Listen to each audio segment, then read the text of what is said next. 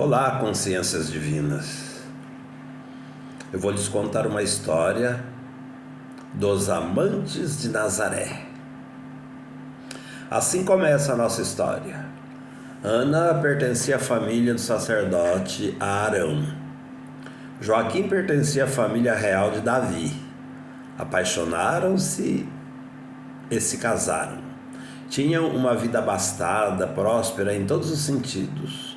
Eram muito religiosos e residiam em Jerusalém. O tempo passava e não conseguiam ter filhos, o que os deixavam tristes.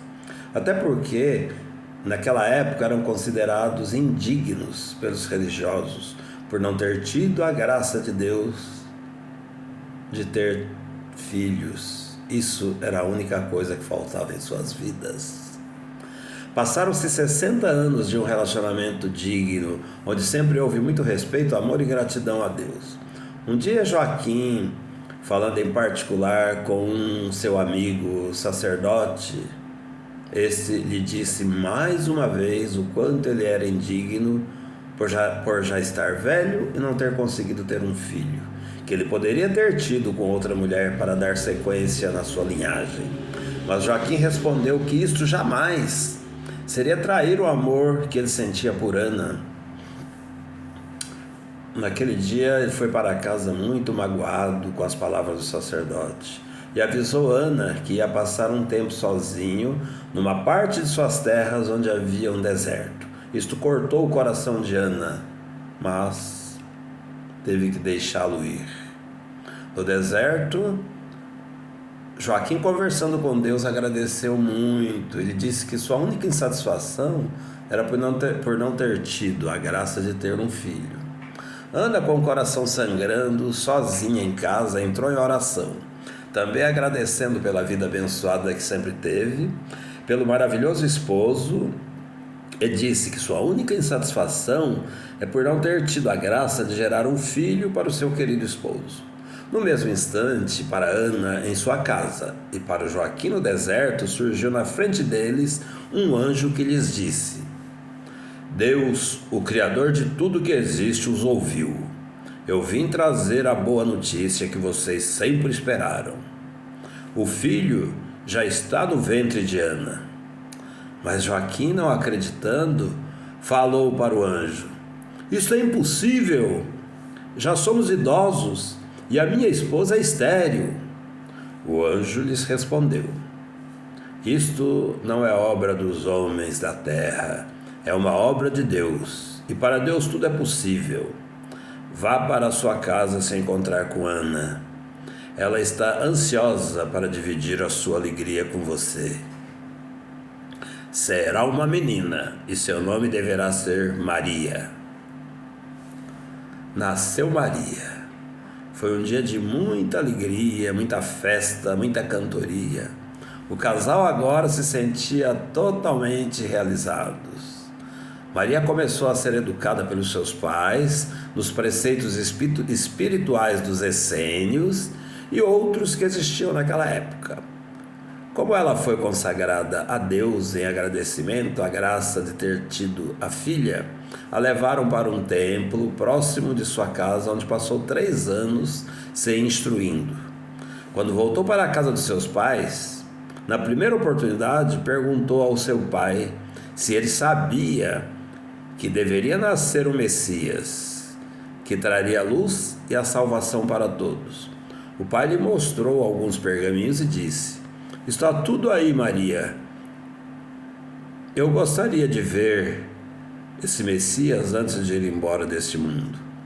E Maria lhe disse: Eu gostaria muito de embalar nos meus braços esse Messias. Maria se tornou uma linda e culta mocinha, e junto com suas primas Débora e Sara, lançavam olhares apaixonados sobre um rapaz um pouco mais velho que elas, mas bonitão e considerado um bom partido. Era o carpinteiro da região, o único. Ele também lançava olhares para as 3 moçoilas, mas no seu íntimo ele gostava da Maria. Um dia que Maria se encontrava na rua sozinha, ela o chamou para conversar. E a partir desse dia começaram a ter encontros. Maria, uma jovenzinha com poucos conhecimentos na arte de relacionamentos, pois somente aprendera sobre o amor, ficou apaixonada por José, o carpinteiro. De encontro em encontro, despertou o amor entre os dois. Certa vez os dois perderam a cabeça e tiveram um relacionamento sexual, o que para a época era um crime de ambos. Mas a mulher que era penalizada porque dizia a lei que o homem é fraco e que a mulher é que devia se controlar e não deixar acontecer, porque nesse quesito ela é mais forte e a pena seria a morte por apedrejamento. Maria, apavorada, falou para o querido José que esperava um filho dele, e a sua reação foi a pior possível. Disse que não estava pronto para assumir um casamento e um filho naquele momento, e que nem tinha certeza que o filho era dele, e abandonou a própria sorte. A notícia logo se espalhou e o sacerdote do lugar deu o veredito: morte por apedrejamento, conforme as leis. Maria, desesperada, sem saber o que fazer, lembrou-se de orar e pedir perdão a Deus pelo ato impensado. E nesse momento apareceu-lhe um anjo e disse: se acalma, Maria, você não tem culpa de nada, o filho que está aí no seu ventre é uma obra de Deus. Mas como assim? Eu e José? Você sempre foi uma mulher de muita fé, e o José também, por isso vocês foram escolhidos para receber e encaminhar esse ser que está se desenvolvendo no seu ventre, que é uma consciência divina que está trazendo muita luz. Você terá o privilégio de embalar em seus braços o Messias. Eu? O que eu fiz para merecer tal honra? Você é uma mulher que foi preparada para receber esta grande luz. Sobre o seu nascimento, mesmo seus pais sendo idosos e sua mãe estéril, você foi enviada através da sua mãe, Ana, a este mundo. Deus a preparou no mundo espiritual, no cosmo, para você ser a mãe do Salvador, mãe da luz, do Cristo cósmico, do Messias.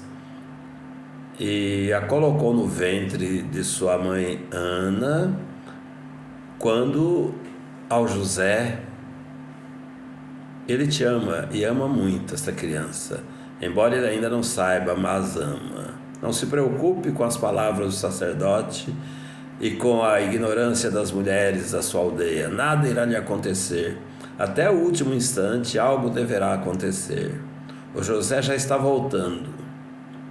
O José carpinteiro estava em um lugar isolado, se corroendo com sua atitude com Maria, a mulher que ele amava e que carregava no ventre um filho seu.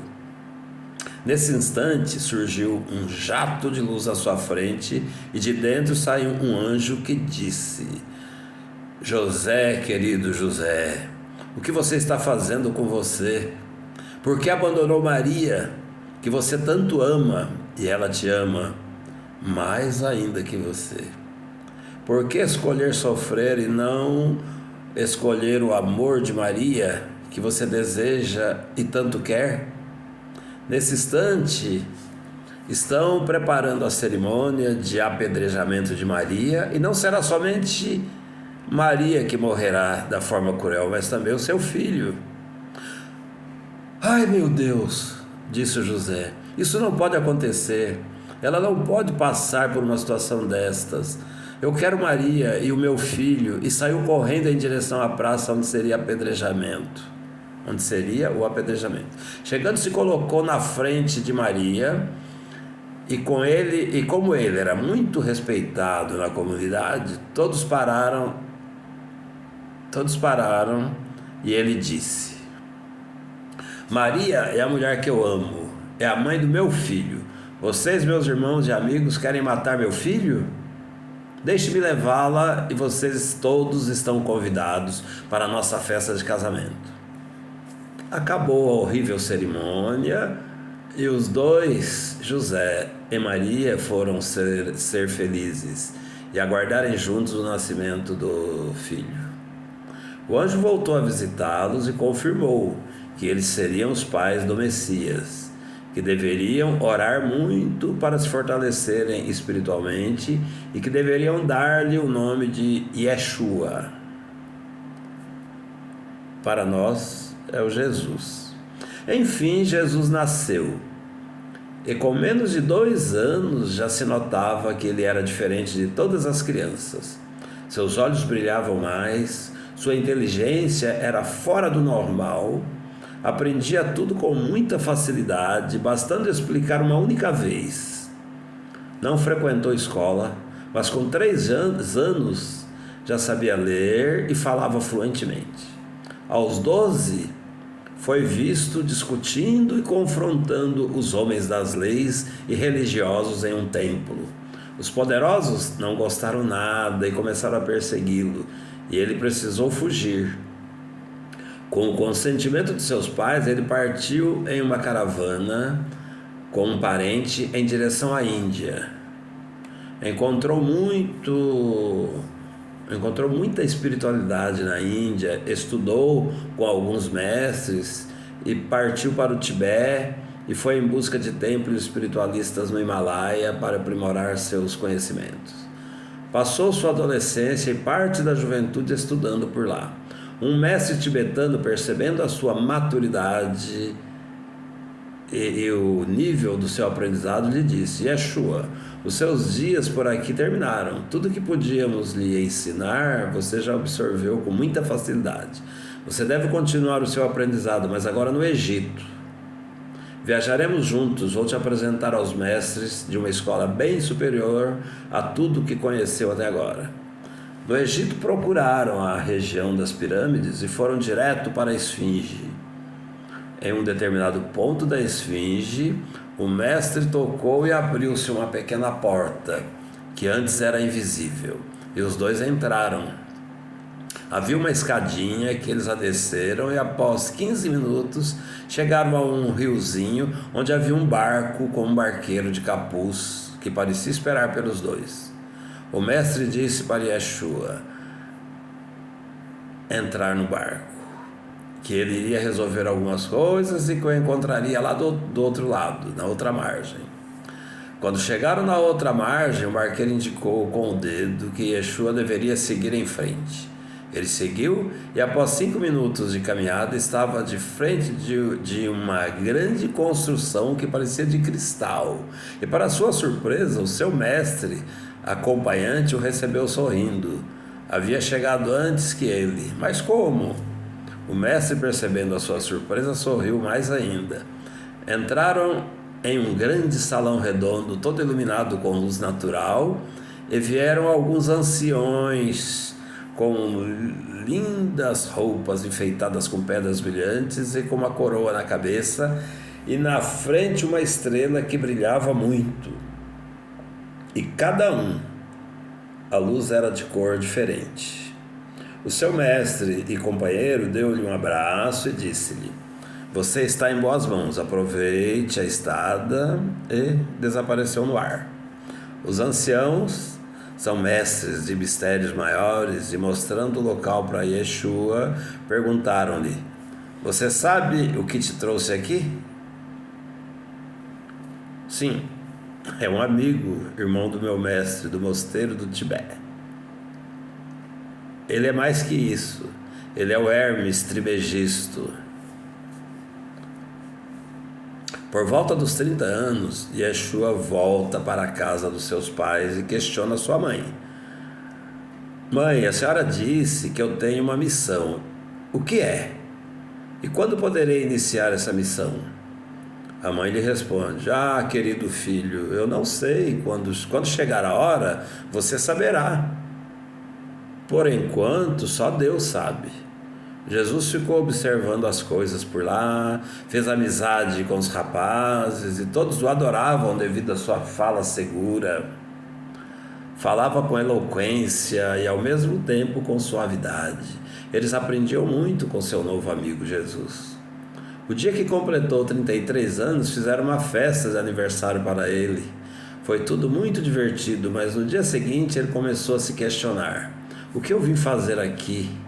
Qual é a minha missão? E assim, ansioso, conversou com seus pais, dizendo para não se preocuparem com ele, que estava indo para o deserto se penitenciar com Deus, meditar, orar e jejuar. Ficou 40 dias no deserto, e quando retornou já sabia qual era a sua missão. Estava desperto. Lembrou-se de todos os planejamentos do plano espiritual para a sua vida, para viver um ciclo no planeta Terra e cumprir uma missão. Procurou João Batista, que batizava os fiéis a Deus no Rio Jordão, e pediu para ser batizado. João Batista, que era um sábio e muito espiritualizado, reconheceu no ato que ali estava em sua frente uma grandiosa luz, um mestre, que ali estava o Messias, e percebeu que sua missão terminaria ali, e que a missão do Messias estaria só iniciando. João anunciou para as pessoas pararem de segui-lo, e agora deveriam seguir o irmão que acabara de ser batizado, porque ele é o Messias que todos esperavam. Jesus sai dali, seguido por algumas pessoas, e assim começou a sua missão, que era iluminar a vida e o caminho de todos. Tentou falar com as pessoas influentes, pessoas da classe considerada rica, mas não obteve sucesso. Então começou a falar com os pobres, aleijados, mendigos. Passavam para as pessoas o seu conhecimento dos muitos anos de estudos e da sua iluminação no deserto. Ele ensinava sobre o amor incondicional, sobre a fé, sobre como se curar e como conseguir prosperidade financeira e como se iluminar. Ele ensinava para as pessoas que Deus está dentro delas, que Deus é a consciência de cada um. Pedia para que parassem de se ajoelhar diante dos homens, porque eles próprios são Deus. Que não era para buscarem Deus nos templos, mas sim dentro deles mesmos. Mostrava a todos que aquilo que elas falavam ser milagres, na verdade era Deus dentro deles que realizava as coisas, que era só uma questão de fé. Ensinava sobre o poder da fé e do amor incondicional. Um dia Jesus olhou para trás e uma enorme multidão o seguia sem saber onde estava indo. Então ele parou, sentou em uma elevação e assim começou a falar à multidão: Tudo que vocês veem me ouvindo falar, e todas as coisas que vocês dizem ser milagres, é o Pai se manifestando através de mim. Mas eu vos peço que não acreditem em mim ou em qualquer outro homem que venha vos falar. Não se entreguem à fé cega pela informação, e volte os seus olhos para dentro de si e se questione. O Deus dentro de vós lhe responderá. Aí então será a sua verdade. Assim vocês estarão em contato direto com o nosso Pai, e vocês mesmos poderão fazer obras divinas muito maiores que das quais já viram acontecer ou que ainda verão acontecer.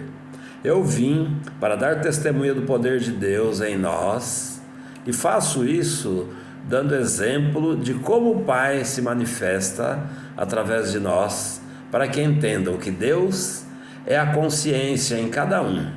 Em cada ser existem muitos líderes.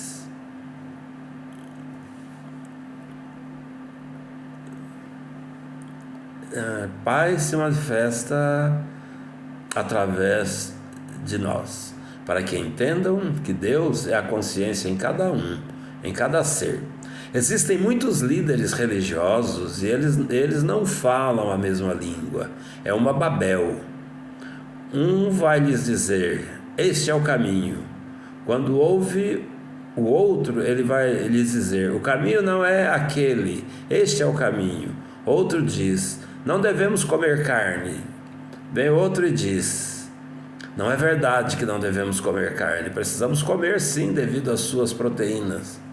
Isso está deixando as pessoas confusas, por isso eu estou lhes dizendo para pegar as informações, levar para dentro de vós e questionar-se: isso é verdade? Assim você escapará desta Babel, da desinformação, que cria confusão em vossos cérebros. Saibam que suas consciências é Deus e todas as coisas são possíveis para você. Então repitam comigo 3 vezes. Eu sou, eu sou. Eu sou Deus em ação em mim. Eu sou o eu sou. Eu sou Deus em ação em mim. Eu sou o eu sou. Eu sou Deus em ação em mim. Jesus ficou em silêncio por alguns minutos e voltou a falar. Sempre que estiverem diante de algum obstáculo ou estiverem em dúvida sobre alguma coisa, volte para todos os seus sentidos. Volte todos os seus sentidos para dentro de si e diga: minha consciência é Deus, por isto todas as coisas são possíveis para Ele e para mim. Uma luz irá acender e o obstáculo desaparecerá e a sua dúvida será sanada e a verdade lhe será revelada. Estou vos iluminando com as palavras de Deus que saem pela minha boca. Então entendam que quando desejarem alguma coisa, como cura de algum mal, prosperidade ou iluminação, pense nessas coisas e as veja recebendo. Agradeça a Deus que está em você e pronuncie essas palavras com a força da sua fé, com emoção e com a certeza de que já está feito, porque assim é. Vocês presenciaram um cego enxergar e um paralítico de nascença sair andando, mas não fui eu quem fez aquilo acontecer. Mas foi a sua fé grandiosa no Deus dentro deles que fez acontecer. Eu lhes perguntei: você acredita que pode ser curado?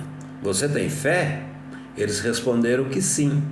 Então, no cego, passei a lama em seus olhos e lhe disse: limpe os seus olhos e os abra. Então, veja como é linda a natureza divina. A tua fé te curou. Ele enxergou como presenciaram. O outro que nunca havia andado com suas próprias pernas, eu lhe disse a mesma coisa: levanta, irmão, e vem até a mim. A tua fé te curou. Ele levantou, titubeando, pois nunca havia andado, mas andou e chegou até a mim.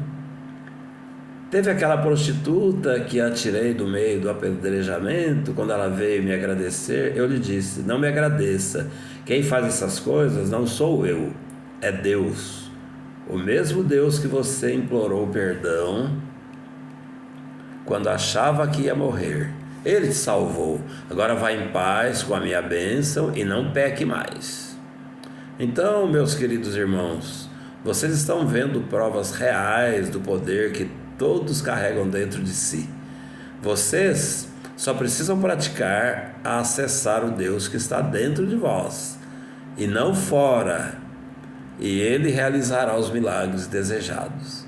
Estas coisas que vocês estão vendo acontecer nos povoados, as intrigas, as injustiças, a falta de perdão, falta de compaixão, são somente sombras.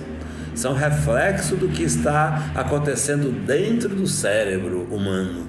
Por isso insisto que voltem seus olhares para dentro e faça a correção dentro de vós. Isto feito, verão os milagres acontecerem fora. Todos os reflexos ou sombras estarão de acordo com o que estiver vibrando no seu interior. Fiquem conectados com Deus sempre. Não deixe a sua mente superficial se sobrepor aos desígnios da sua consciência, que é Deus. Em verdade vos digo, a verdade é que o Criador deste mundo não está interessado em melhorar este mundo. A sua vontade é melhorar o ser humano através das experiências que vão vivendo durante suas caminhadas da passagem por este planeta. Um dia todos vão perceber, a cada um em seu momento, porque dependerá do esforço de cada um, o quanto são poderosos. Um dia vocês vão perceber o quanto são poderosos. Ver-se-ão com as rédeas deste mundo em suas mãos, porque descobriram que, entrando em si e fazendo as mudanças necessárias, poderão mudar o mundo externo.